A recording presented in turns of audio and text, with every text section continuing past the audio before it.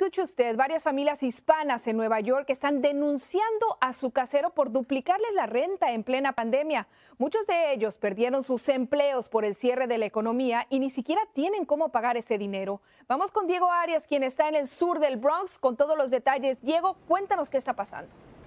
Y a pesar de haber perdido sus trabajos, ninguna de estas familias dice que se han retrasado con su renta. Sin embargo, recibieron una carta donde les dan 90 días para desalojar sus apartamentos.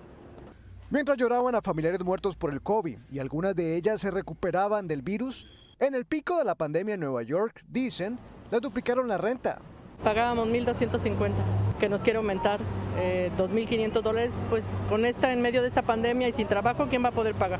Marta estaba a punto de dar a luz. Ella y su esposo tenían COVID y aseguran tuvieron que soportar el acoso del nuevo dueño de su apartamento.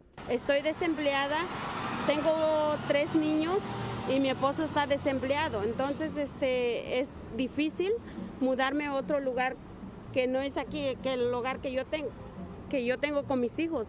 Llevo en mi apartamento viviendo 13 años. A Marisela le fue peor. Su primer idioma es el tlapaneco, no habla inglés y también le cuesta el español. Fue desalojada a pesar de que dice estaba al día con el alquiler. Yo pagué puntual mi renta porque no quería salirme de ahí, pero ellos no le importó que yo estaba enferma. Yo y mi pareja tenemos COVID.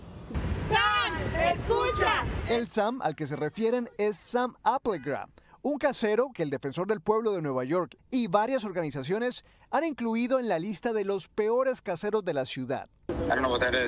Vía telefónica nos comunicamos con el señor Applegrad, quien nos dijo que llamáramos a su oficina y colgó. En su oficina se negaron a darnos cualquier tipo de declaración.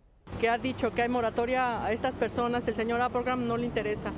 Bueno, estas familias insisten en que quieren llegar a un acuerdo con el dueño del edificio para pagar una renta justa y tener un contrato a largo plazo que así lo garantice.